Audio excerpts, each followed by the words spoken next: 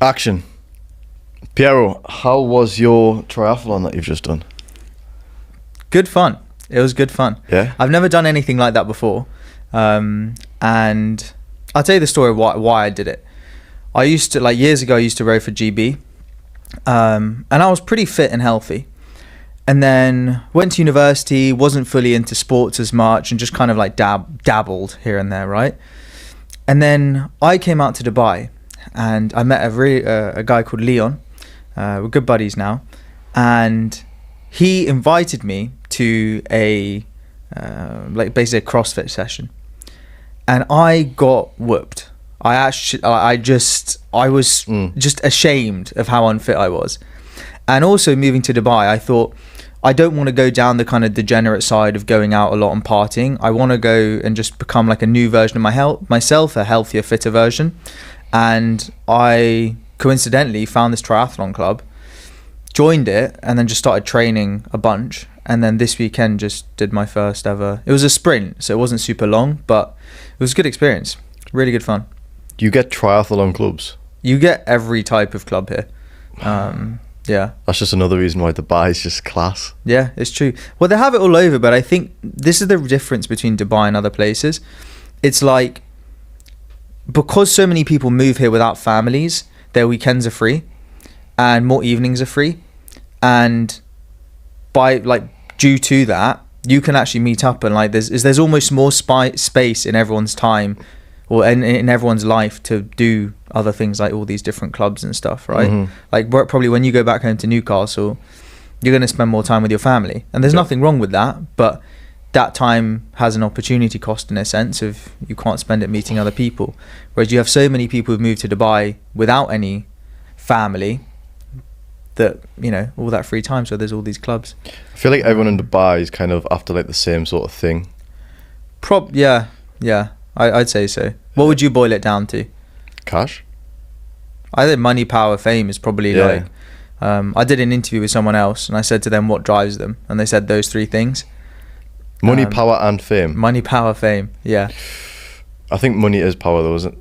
And then fame's just, that's a bit loose. Well, I actually think there's different motivators for me. I'd actually say it's just the root cause is probably freedom. Because that's facilitated by money, but also not fully, because I've also realized that living here, in terms of living a lifestyle, I don't have to pay for all of you don't have to pay for a full lifestyle, because if you for example, this is a silly one, but if you have a friend that has a Range Rover, well, let's say you have a friend that has 5 cars, which is a common thing here, that friend could let you drive one of those cars. And so is it cash, or is it just friendship and genuine connection, and now you're living that life? But that's also a thing. Then people could move to Dubai just to find a friend with 5 cars.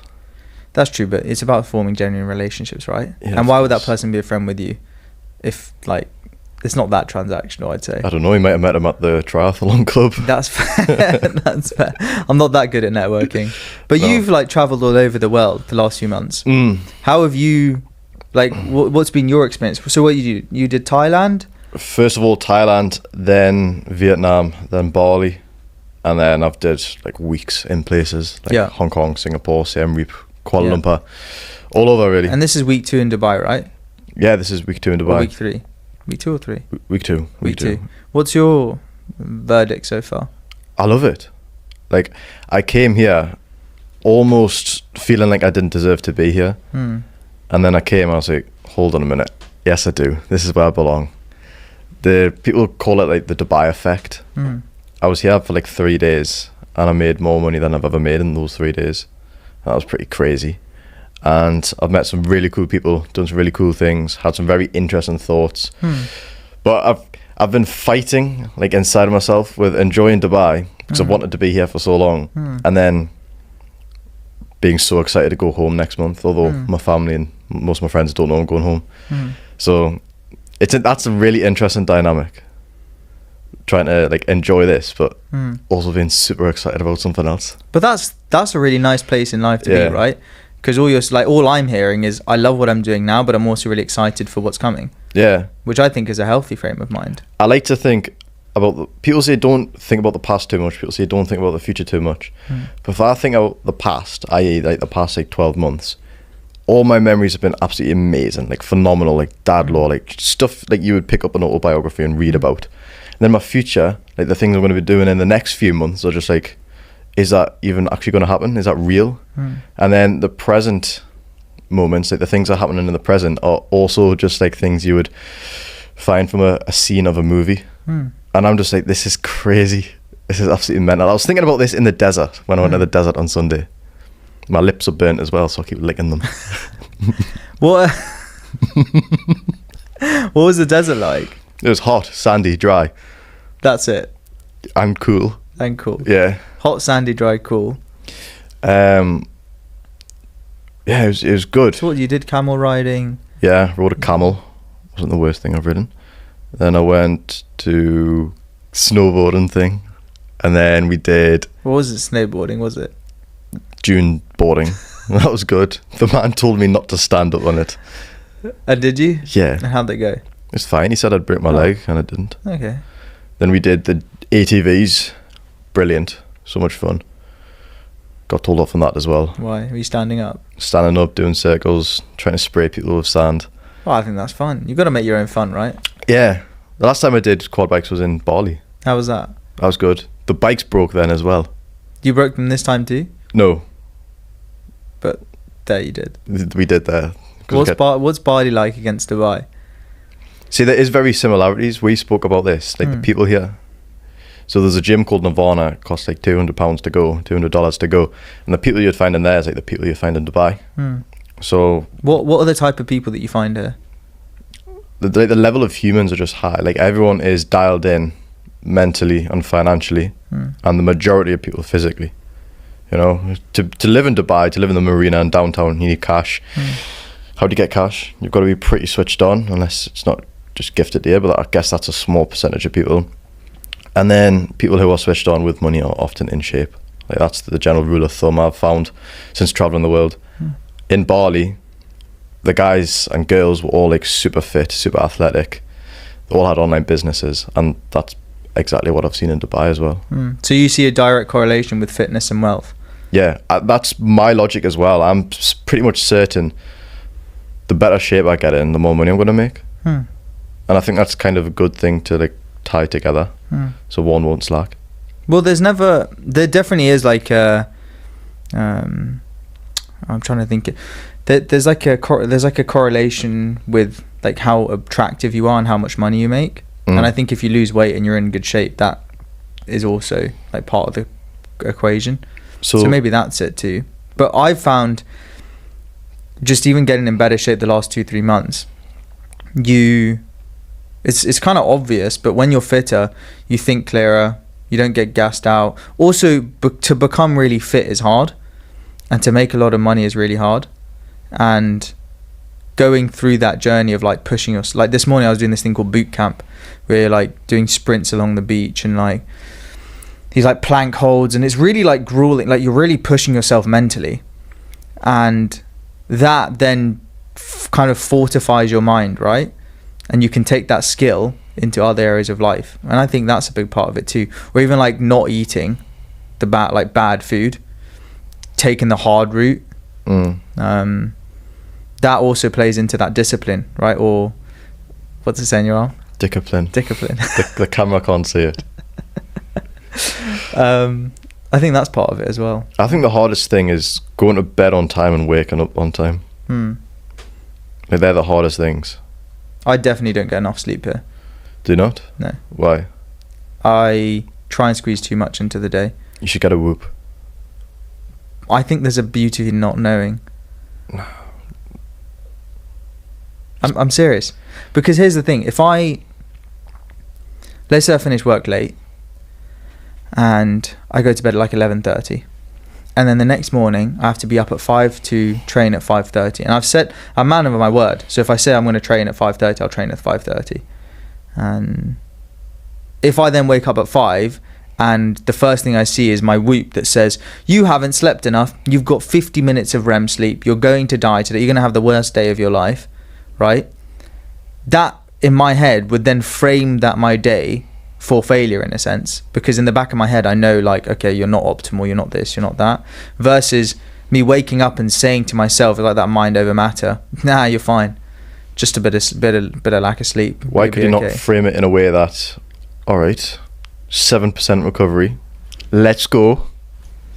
That's valid, but then what's the point of the whoop? To try and make you not get 7%, to mitigate it. Yeah, fair. That's very valid. Yeah. That's valid. My new whoop number 5. Where is it? It's at my mum's house. I just got it shipped there. So it's my 5th I don't whoop. see any whoop on you. It's at my mum's house, that's why. Yeah, but it's in Newcastle. Yeah. I'll be there in 14 days. That's why you got the barley belly. No whoop. Yeah, the barley belly was rough. Yeah, but I'm over sickness now. No bacteria can harm me. Just spots. Just spots. Is that bad? That Nah, was a this low blow. is No, a it's fine. virus. This is a It's fine. disease. Don't tell me that. Get a mask on your forehead. So rubbing it up and down your suit. That's terrible. I You know think what's quite interesting? I was thinking about this morning. It's we met and like we did a podcast off the bat like in January this year, right, or something like that. And for both of us, so much has changed, like a lot. That was like a full. Like months ago. we've lived like lives. Yeah, lived like we've- full lives. We've done a full life Do you between want? then and Yeah. now. Do you want to give a full like? Give me a quick recap.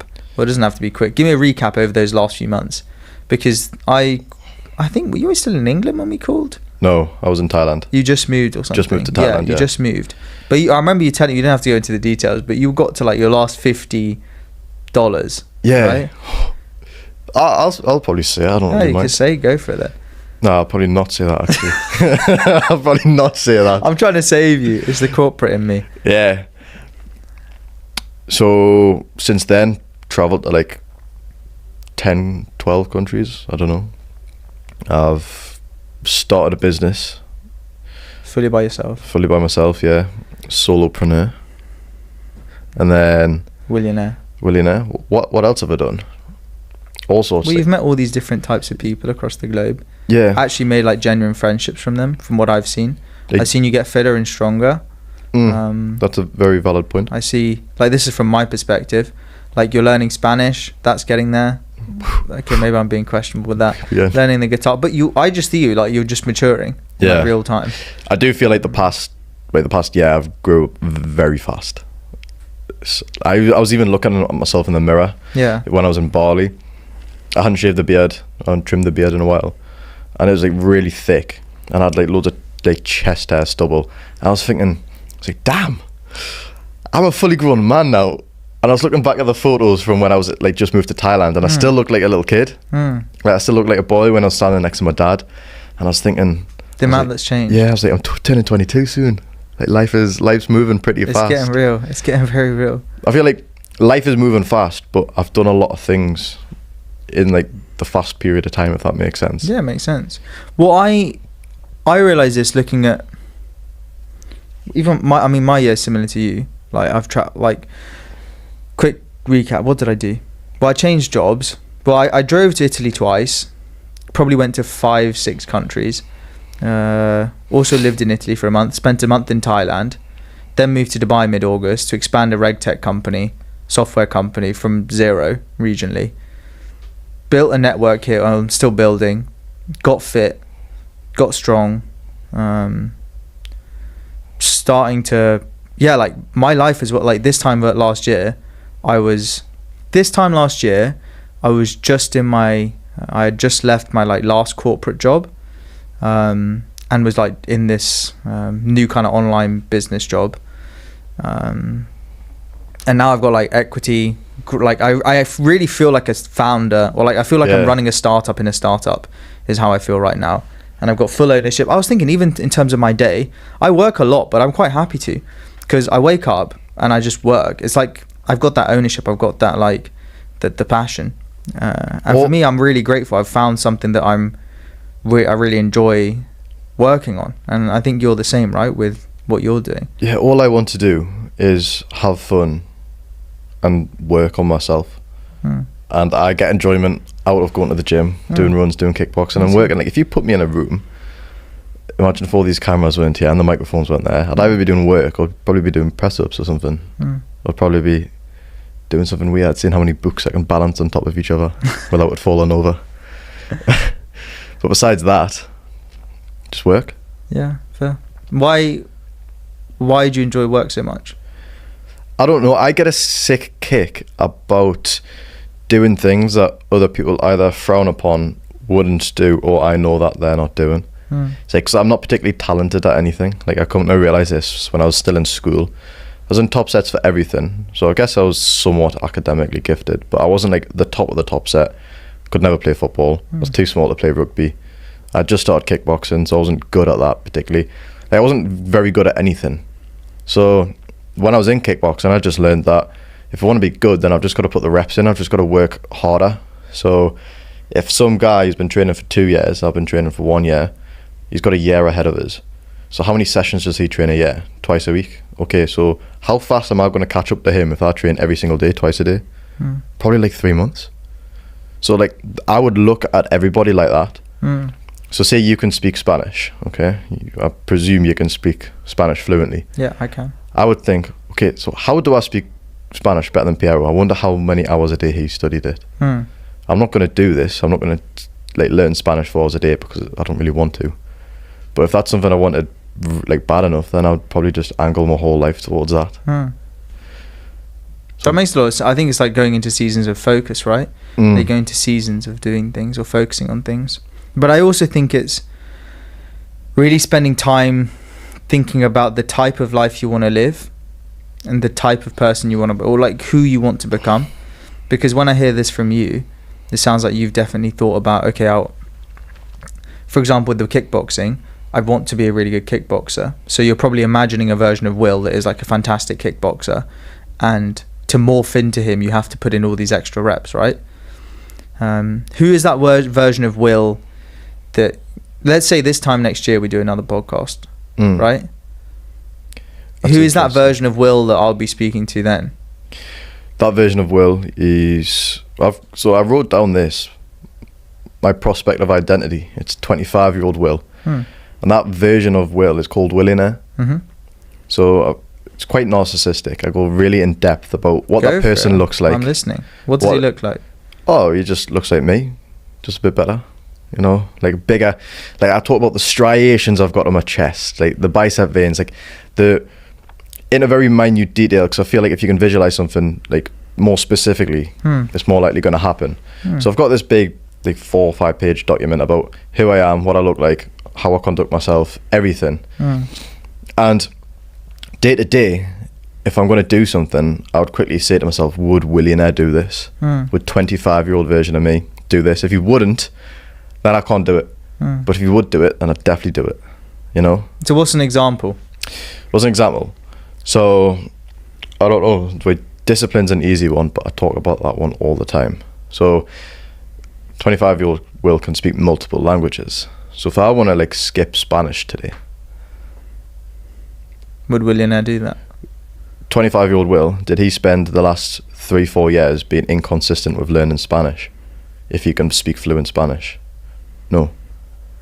Well, Willionaire can speak multiple languages, so that implies it's like more than 2 really.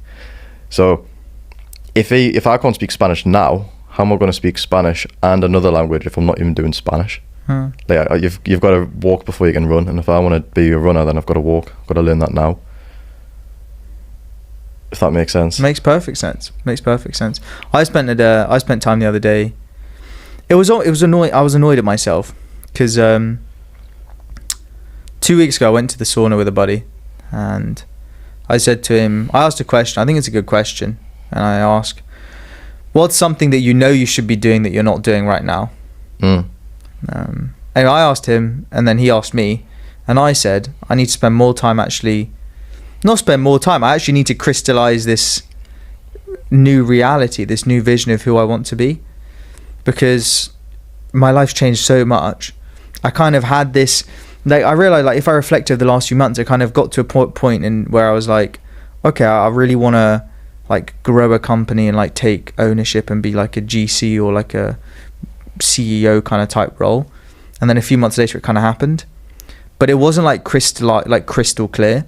And then because of these like changes in identity, these changes of like life situation, like I was like, oh, I now really need to sit down and actually think about who do I want to become again. Yeah. Right. And like recrystallize that vision, because stuff can change over time as well, right? Through the proxy of who you meet, who you spend time with, what you're surrounded by, which I think Dubai is great for. And yeah, I did something similar to you. I spent time this weekend. Finally, it took me so long. I was supposed to do it when I first moved out. In terms of like who exactly it is I want to become. Who is it? I want to be an incredible public speaker. I want to be more and more confident. I want to be very adept at closing deals. Not just like smaller ones, but also like large enterprise deals. I really want to have a good grasp of that. I want to be a fantastic leader of a team. I want to bring up those people around me. Like I want to have the experience. I want to have these character traits. I want to have a fantastic network. I want to be incredibly fit, healthy, strong. I want to be respected in the industry. Now I sound narcissistic, but there's all these things, right? I think everyone's narcissistic to some degree. Yeah, that's true. But you could argue maybe a dose of it is healthy. Yeah. Right? Because it pushes you. My take on that is that this year I've been very self-centered in terms of looking at it from a family perspective, because I've been away from them for 12 months and lots of stuff's gone on. People have died, people have been born. And if I wasn't doing this, I'm not becoming the man that's going to be able to take care and provide for my family. Yeah, fair enough. So realistically, it's more narcissistic for me to stay in my comfort zone back in the UK than it is for me to like take time away for a bit. I like what you said. We spoke about this, about becoming like the complete man. So funny you say that, because it really kind of struck me, because not long ago I went on to kind of a bit of luck, right time, right place, but I got onto it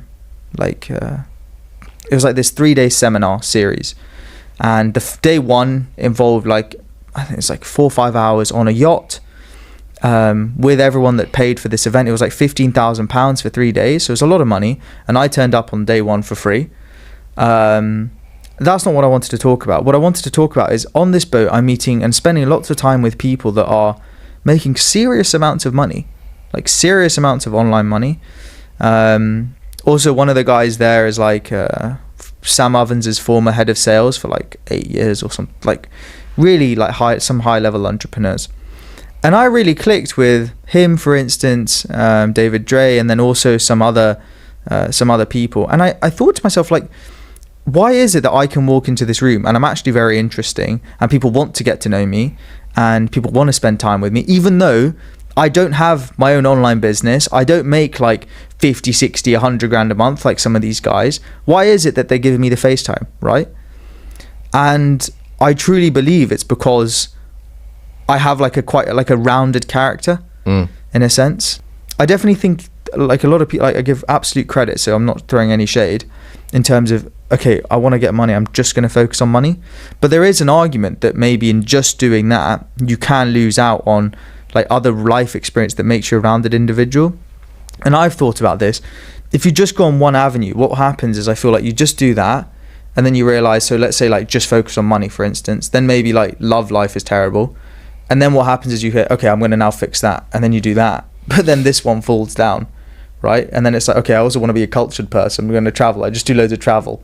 And now my love or my money might go down a bit. I like to see it as a rising tide.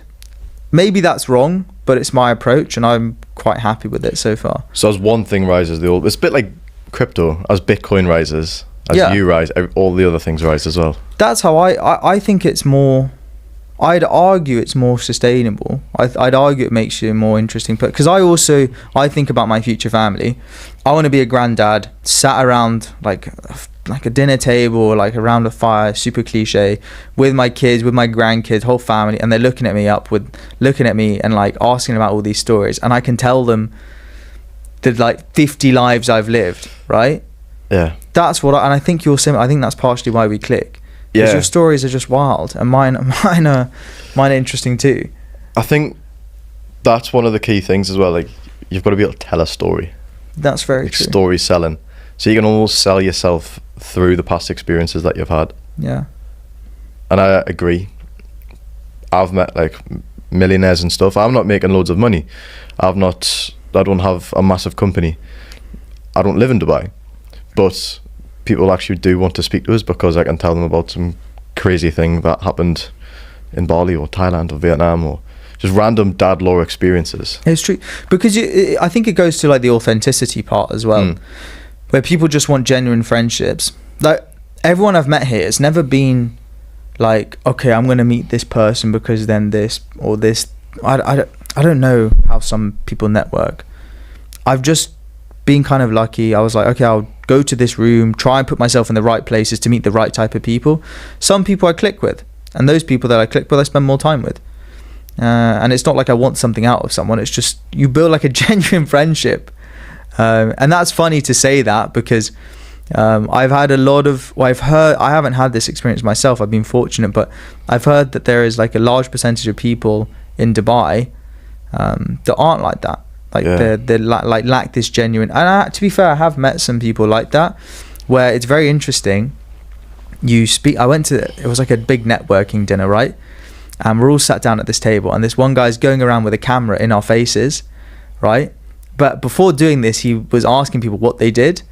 Now, he asked me what I did, and I wasn't in his space. And so as he was doing these interviews one by one, he just skipped over me.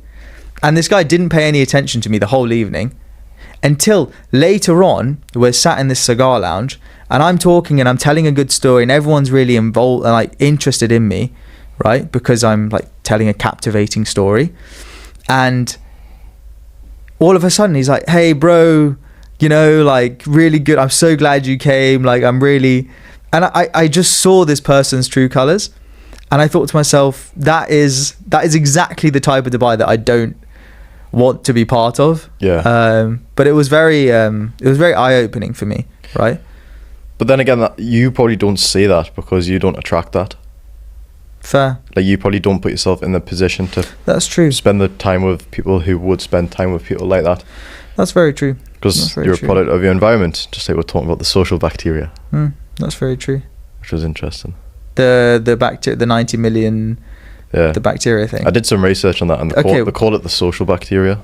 Okay, well, tell me about it.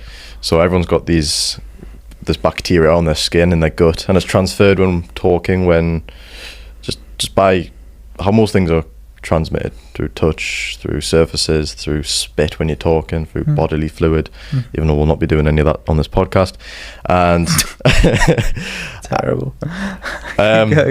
So like if you spend time in like a really rich environment, for example Dubai, like who was sitting on this podcast chair before us, maybe someone making like a couple mil a month, maybes, who knows. But if we were back in our hometowns in the UK, well certainly mine, who would have been sitting on the chair in Weatherspoons drinking a pint of Stella. That's true. I don't know, I've probably got more teeth than him. Well, I actually heard that, so I originally heard it from a guy called David Leboucher, who's got MBE, super, like he does Ironmans, and he's like 60, incredibly fit. And he said exactly that. He said to me, why do you take the stairs at an airport? It's not because you get more exercise walking up the stairs. It's because if you take the escalator, everyone else who takes the escalator holds onto that rail. And then when you hold onto that rail, you're getting germs from people who are fat, lazy, broke, whatever you want to, those are his words. Whereas if you walk up the stairs and maybe you do touch that, you know, the handrail for walking up those stairs, whose germs are you now getting? You're getting the germs of someone else who is fit enough and healthy enough, strong enough to walk up the stairs at an airport, which is probably, like you said earlier, maybe correlated with like making more money too. And I also spoke to another friend who was renting an Airbnb here. He rented two. So the first place was like quite an inspiring like spot, like really nice view in the marina. And then after, they spent like 1 week, as two guys, and they spent a week in the marina, like quite like a dingy, run-down place. And they said to me, they were like, it's just not, this is not the vibe. Like I just don't feel as motivated, I don't feel as energetic. Where if you think about it, arguably, should that make any difference? And I said to them, I said, maybe it's because who stays in the apartment that's like $20 a night versus who stays in the apartment that's $100 a night, right? It's like different levels of entrepreneurs or different levels of people. I do think it's perspective though. Go for it. Because when I was in Koh Samui, I was staying in like a 1-bedroom studio. Like the toilet was a meter away from the bed. There was no kitchen. It was just a box. And I took all the artwork down, and I just had like, it was just plain white walls, curtains were always shut, and I was so motivated to like, okay, I need to like level up from this. Yeah, fair enough. But then I do get where you're coming from, saying like if I was in a penthouse, like in the marina. There's no like perfect solution, right? There's always two sides to every coin, because you also have someone like Alex Hormozy, and he says just lock yourself in like a room, like a tiny cupboard, have no distractions at all, no like light, no sunshine. Like you can do that as well. So I think it's all about just doing what's best for you, right? How much do you believe in this social bacteria stuff? I definitely think there's an element of truth in it. Yeah. So next time you go to like this networking dinner on that yacht, why don't you just go to everyone and be like, excuse me mate, can you sneeze in my face? Well, you shake hands with people, right? Yeah. If you think of that. That's what they do in Africa, isn't it? Like, I didn't know that. Yeah. I didn't know that. Spitting is actually like a... It's a respect thing. It's respectful, yeah. I think I'll leave it here. I don't think I'll get back on the boat. No? You probably get chucked off. Well, you can try and tell me how it works. I would try that. Just like I'm going to try run up the stairs in 5 minutes. Well, yeah, I did that. I'm waiting for this for you. In 5 minutes? Not in 5 minutes, no. 52 flights of stairs in 5 minutes. Do you want to give some background so people understand? Yeah, go on. Me? Okay. Yeah. Well, I took my buddy to the gym in this marina. It was in the marina. The tower is called Torch Tower. Looks like a torch at the top. That's a flaming thing at the top. And this tower is 75 stories. He lives on the 72nd story. And we went to the gym on the 5th floor and had a savage workout. And after the session, I said, waiting for the lift, and I said, why don't we just take the stairs? And he was like, I said, come on, let's take the stairs. And he's in a bit worse shape than I am. He doesn't mind me saying that. And we walked up these stairs, and was it 68? He was on the 72nd story, but that many flights of stairs is a lot.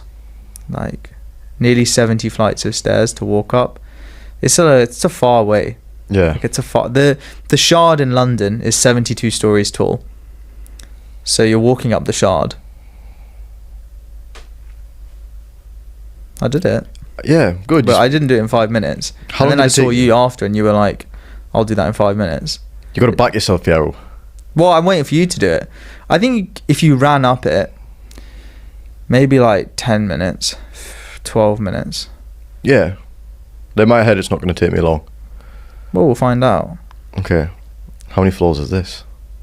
This building's not tall. Is it not? No. Well, you want to go up and down, up and down? No. I'm not going to do that. Do sprints in your seat. Actually, I've got a question for you. Go for it. Would your younger self be at all surprised by the position you're in now? If I'm honest, I think depends which version of my younger self, like what age. Because like if I'm honest, 20-year-old version of me probably looks at a version like me now, and in some ways is disappointed because I thought I'd be further along than I am. That bugs me, but I set myself really high standards and really high goals. So it's always like, did I set myself up as failure in that sense? But also 20-year-old me was naive in terms of what it takes, was also naive in terms of, well, not naive, more naive, sorry. I also made like quite big mistakes along the way where I really shot myself in the foot. Yeah. I'm very good at doing that. Shooting yourself in the foot? Yeah. Huh. Self-sabotage. Yeah, so I read a book called Surrounded by Idiots, and it talks about the personality types. Red, yellow, green, blue. Yeah. Red are like hothead CEOs, it's their way or the highway. Yellows are very charismatic, outgoing, centre of a party.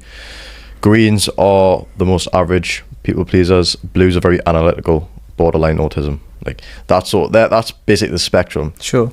And I noticed myself definitely yellow, definitely red, because you can have like up to 3. Yeah, I'm a things bit of yellow and red too. And then I was specifically reading the negatives of all these, the drawbacks of the personality types. And yellow, it's forgetfulness or like unorganization. And it's not to say I'm unorganized, because I've made a massive effort of being organized, but say little things. Like I will self-sabotage myself just by saying like a bar of gold and just grabbing it, you know? It's just like it's like the story of the young and old bull. Have you heard of that? No, tell it. So there's a young bull. My grandpa told me this, the old bull. So there's an old bull and a young bull at the top of the hill. And the young bull sees like a big group of heifers, female cows. And he's like, oh, grandpa, or old bull, look at all those heifers down there. Let's run down and let's shag one of them. And then the old cow was like, the old bull said, no, let's walk down slowly. Let's be calm, cool, confident, and let's fuck them all. And my grandpa told me this story, and he told me it when I was too young to really understand what it meant. And now I really do understand it, and I do see myself just running, and then I'll be halfway through a sprint, and then I'll kind of like slow down a little bit and think, oh no, I'm going too fast here. I need to have a look and actually see what I'm supposed to do. I was speaking to my mum about it as well. That characteristic trait is something I really, really want to work on. It's like every single time I go to an airport, I get a fine because my luggage is overweight, or I've overstayed my visa by a day. It's just like those little things that add, I think it's called something stress. Some type of stress. Some type of stress. And it's like minor little things that just like boil up, and then you're just like, oh. When in reality, you could have mitigated all of that just by being a bit more, well, dialed in. If I was more dialed in, then none of that would have happened. That's a really interesting point that you have. It reminds me of a story that I have recently. 9 days into renting a car in Dubai, I crashed it. You good at that?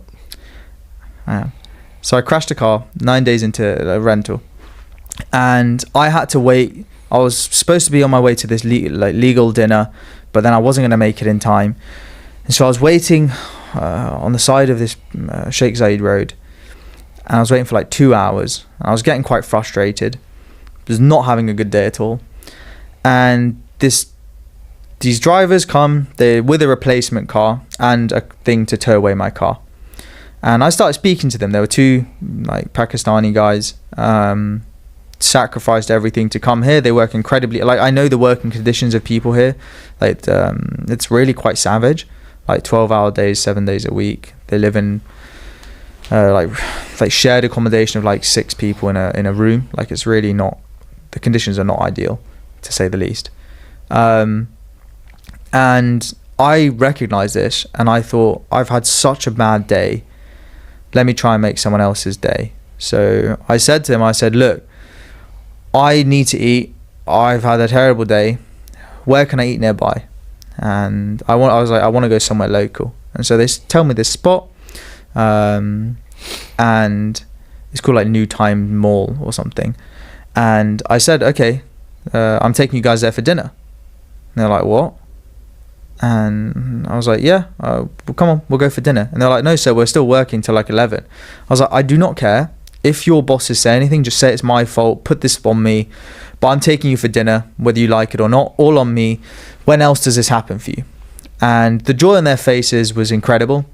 This is going to take another angle, this story. So we sit down in this restaurant.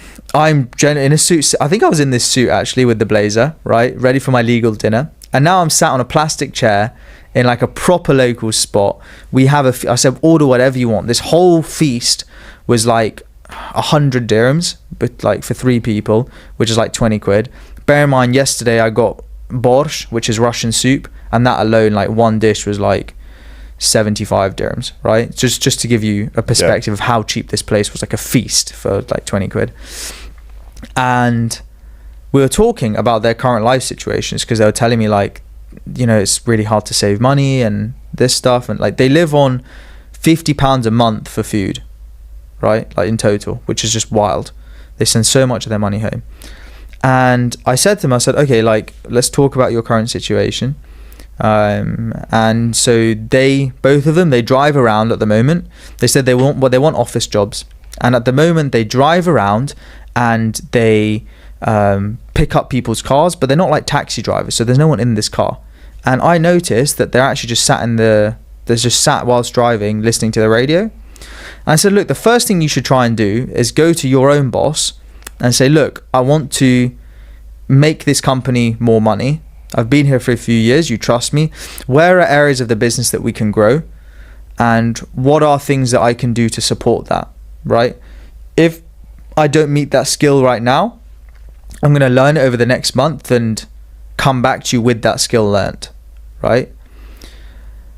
And it was so weird. Like, the reason I'm bringing it up is because it was so weird, because I almost saw their life situation. I was like, okay, what would I do? Okay, it's so clear. And I'm like texting one of the guys now. He is like actually reading on a regular basis and trying to learn. Because what I said about being in the car all day is, I said, look, you can listen to audiobooks. You can actually learn. You can basically be at university full time whilst doing your job, right? It's not perfect, but it's better than nothing. Because at the end of the day, you come home and you're just knackered. You can't learn anything. There's no room, right, in your actual life. You're kind of like on this, like a rat on a treadmill. And so I was like, I come and I see the situation, and it's so clear what I do to get out of this. And I didn't mean for it to come, like, I didn't mean for this kind of realization. But then after that dinner, they were so grateful. It was an amazing experience. And I was driving home, not even realizing. And then I thought to myself, hang on. I just kind of broke down exactly step by step what this guy can do to reach his like next level, so to speak, right? Because they're kind of like, in financial terms, let's say the bottom of like the UAE's ladder, right? And I broke it down really easily in terms of what I would do in their situation to get to the next step. There'll be someone that can look at my situation, right, and do the exact same for me and say, why are you wasting time doing this? Why are you doing this? Just do this. And like that old bull, right, like have the wisdom to just go through it effortlessly rather than like spinning the wheels. Because I also asked these people, they said, Lo, it's all about hard work. And I said, okay, you used to work in construction yourself. Now, construction in Dubai is wild because you've got these workers that work outside in like 45 degrees heat with cement, like carrying bricks and like building these skyscrapers like 200 meters into the air. I said to him, is that more hard work than what you're doing right now? No, but you're paid double. So what's the next layer? And I think it's really interesting your like young bull and old bull story, because it's like you need to find that old bull that can almost tell you, hey, do this, and then you can kind of just graciously go through life almost. Old bulls can be expensive though. That is true. In other words, mentors. That is true. But I'd also say yes and no, because you can also, like, I've got friends that are much older than me, and I just consider them. I'd consider them mentors, but I don't pay them anything. Yeah, like Tony, for example. I have people like that in my life, but very specifically, the people who are just going to like break down your life step by step. Like, that is true. That costs. That is very true. That is very true, and that's hard. That's hard to find when you're at the lower level. There's a lesson in that for everyone, though. Go for it. Especially like I don't know who's going to be listening to this, but my grandma. Yeah, my mum probably. I was delivering pizzas last year. Yeah. As like a way just to stack up a bit more cash. And that's what I used to do. I used to listen to podcasts and audiobooks when I was driving around, and when I wasn't, I was learning Spanish or reading a physical book. Bien. Muy bien. Sí. Finite. That's terrible. I just freeze, bro. I just freeze when I speak Spanish. That's why I need a Latina girlfriend. I thought you were going to go to South America this year. I'm going to. No, January, February. Yeah. Okay. Trust me, I will be able to speak Spanish. I'm looking forward to this, because you said that earlier this year about now. Yeah, but 5 minutes a day, Duolingo. You need a tutor. I need a tutor, yeah, you're correct. I need an old bull. I need a Spanish old bull. Yeah. I need a Latina bull. That's what I need. You just need a Spanish teacher that teaches you like half an hour a day, or like 2 hours or 3 hours a week. You need that practice. I'm going to do that in the UK. So, okay, let me go back to what you said before, that mental thing. If someone's watching this and they're like, I do want to get a mentor, how would you go about it? Or like, what are the alternatives? Because I've thought of other alternatives because I don't have loads of liquid cash. You want to go first or shall I go? I think YouTube's great. You can learn so much from YouTube, and even just being ballsy and just speaking to someone like who has money. Like if you see someone in the sauna and you get talking to them and you find out a bit about their situation, then just ask to learn more from them. Just be like, can I get 30 minutes of your time? I did this in Bali. I was speaking to a guy in the sauna. I was basically persuading him to go for a dinner. I was like, look, I'll buy you a dinner, but can I just pick your brain a little bit more? And I learned loads. No way. And then that kind of stems spider webs out into other things, doesn't it? What did you learn from him? All sorts, really. He was more so talking to me about money. He's talking to me what to do with my money, not just if I'm getting, say, like £10,000 into my bank. He says, make that work for you. Yeah, fair. So he's talking about investments, just being more clever with your money and stuff like that. And I learned a lot from that. So that's going to be a massive focus for me next year. Obviously, I want to increase cash flow, but also want to start seeing like returns on that as well. Double it, triple it. I bought a meme coin this morning. So what did you buy? it's called milk. Milk. It's called raw milk. Raw milk. Yeah. Sick. Yeah. You can have camel milk, you know. I haven't tried it. Have you? No, but when I went to the desert on Sunday, the fella was talking about camel milk. Apparently, camel milk and meat is very more expensive. Very more expensive. Very more. You need to learn English too. Yeah, I need to learn English too. Bro, I'm from the northeast of England. What do you expect? Your accent's actually gone down a lot since we last spoke. Yeah. Or since January, which is quite funny. It had to. Nobody could understand what I was saying. Well, yeah, you were telling me about your dinner. You went for like a dinner. Where was it, in Bali or Thailand? There was a German guy, Dutch guy, French guy, Spanish guy, Thai guy, and me. And we're all speaking English. And I was the only person that they couldn't understand. And I'm the native speaker. How are you? Yeah, it was embarrassing. So I went home after that thinking, I need to learn how to speak. I need to get this down to a fine art. And I'm nowhere near there yet. Like, I listen to you and your speech is way better than mine. I think it's... Well, I was lucky because of the school I went to. Yeah. But it's pros and cons, because I think sometimes I speak... Well, the way in which I speak and also my accent can maybe sound more pretentious than I am. No. I understand that. I like my Geordie accent. It's a USP. It's you, but it's you. Yeah, it's me. You know? Girls love it. There you go. They're like, are you Scottish? Are you Irish? What would you say? Both. I'm a Geordie. Scotty T. Don't, come on. Actually, at that desert, Yeah. I was with two couples, got to know them both, and they were really fascinated by all the stories and stuff. Yeah. But I was getting a bit bored. I was like, oh, two couples, feel like the odd one out. There was two girls sat behind me, Yeah. and they were really good looking. So I said to the fella, I was like, watch my seat for us, mate. So I went over to speak to these two, started chatting with them in like the corner with the shishas. I was like, what do you do? One was a scientist, one did marketing agency. And they asked what I did. I told them I was an astronaut. I don't know if you're joking. I'm not joking. Okay. And then she's like, oh really? I was like, yeah, I'm an astronaut. And then she's like, so what are you doing in Dubai? I was like, I'm on annual leave. And she's like, really? So where are you normally based? I was like, about 10 light years from Saturn. You should have seen their faces. That's a good line. I quite like that one. Yeah. I like that one. But then I did tell them what I did. And then And are they joining Willionaire community? they're not joining Willionaire. You need to work on your sales That's something I wanted to bring up, actually. Go on. You said a current blocker for you is your sales process. I don't think it's the sales process. Like, closing people is fine. Like, I don't really close people as such. It's just the way I'm navigating the business right now. So right now it's just building relationships, and then people just want to join. Whereas the inbound leads just aren't there, and that's where ads will come into play. So when I've got if I'm speaking to someone on a direct message, or say I met you and then we go back and I'm texting you about Willionaire and stuff, it's a different vibe. Whereas if you see an ad about Willionaire and then we start texting, because that version of you who's seen the ad knows I've got something to sell. Whereas now it's just a friendship. Yeah, fair. You know? So running ads is going to get me a lot more inbound leads, which will change the sales process, because then you're actually going to have objections to handle. Yeah, fair enough. Whereas if At the moment, it's just people saying, "Hey, I want to join." Yeah, and I don't want to like piss anyone off who I'm building a relationship with. Like, say I said, Piero, do you want to join Willionaire? And you said, no, not right now. And I start objection handling you down. You'll just be like, bro, what the fuck? You know? So I don't know if that's really like well, it is a bottleneck because it's stopping me from hitting those 30k months, I suppose. But yeah, I'm really excited to like restructure the business and stuff.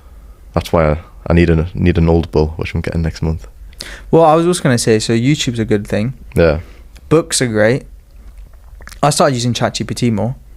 Yeah. But also in like, I don't know if this makes sense, but, and I don't do it enough, but getting a PDF version of a book, putting it into ChatGPT, and then quizzing the GPT about the book.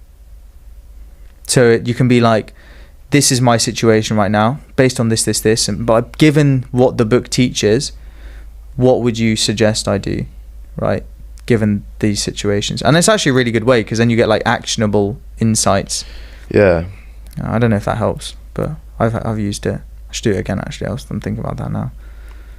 A lot of the positive things in my life, like about me, like my personality, my characteristics, my habits, so much of that is to do with books I've read. Like, I think that's crazy. Books I've read has literally helped form. Well, it's interesting you say, because I saw you posting a lot about Stoicism. Yeah. Reading Marcus Aurelius, and I read that a while ago.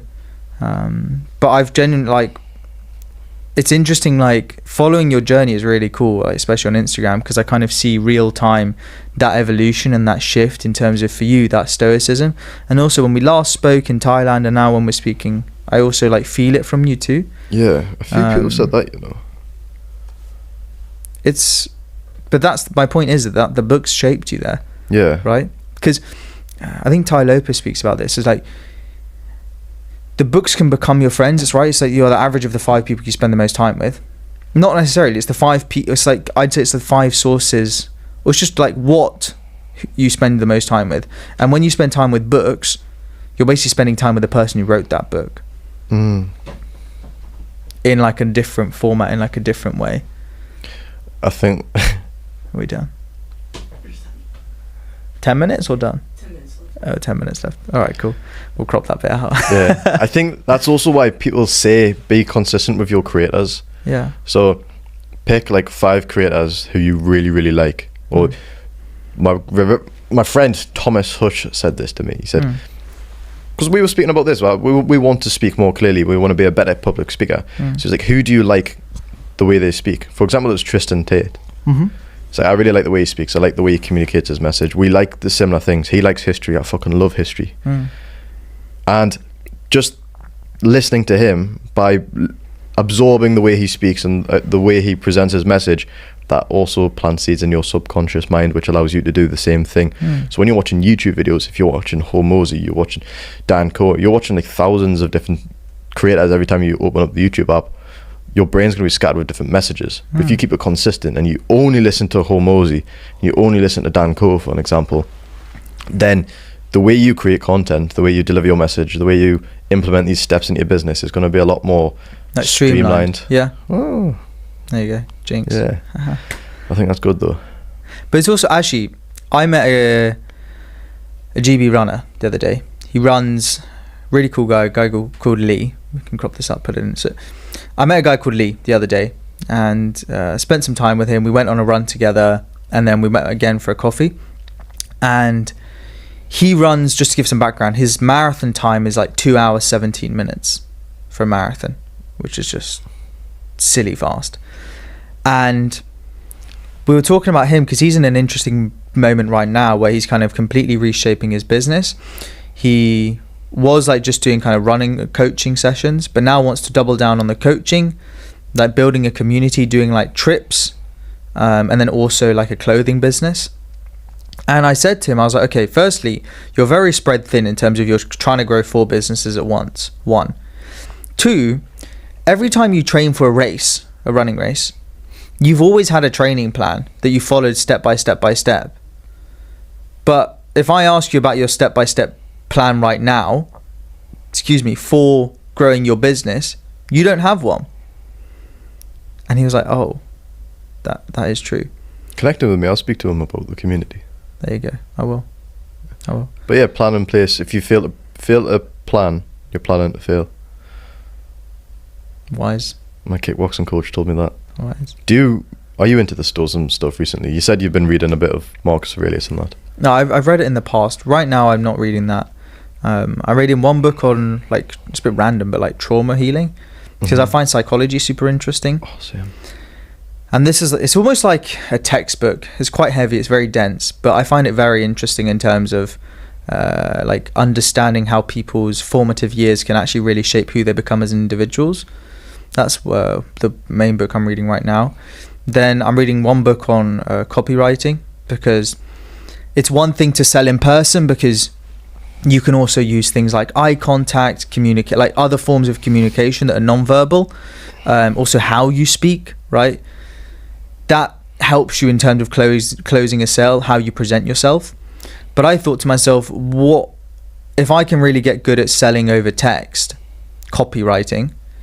That is almost the rawest form of selling, because you're selling just through words. It is. Right? You're convincing someone of an argument purely through words. And I thought, if I can get good at that, I've got the confidence, I've got the eye contact, standing tall, dressing, like the other non kind of verbal things I think I've got fairly dialed down. And I can improve in all of these areas, but they're at a decent level.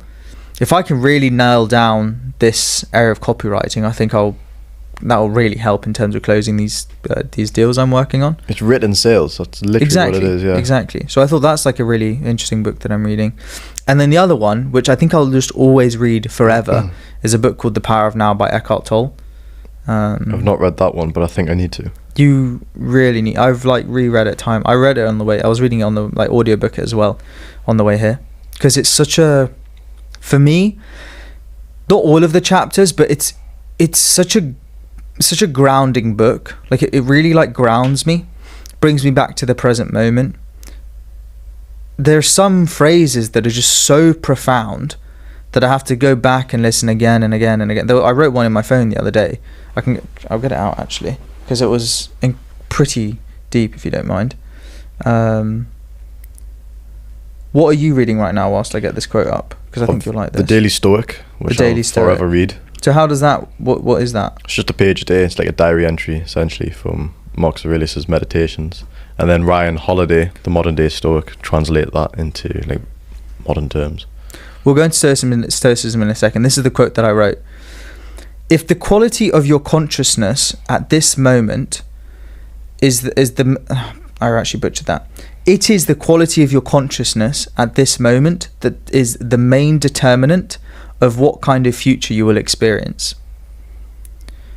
And that really hit me, because I was like, it's the quality of my consciousness that will dictate the future, or like the type of life I live.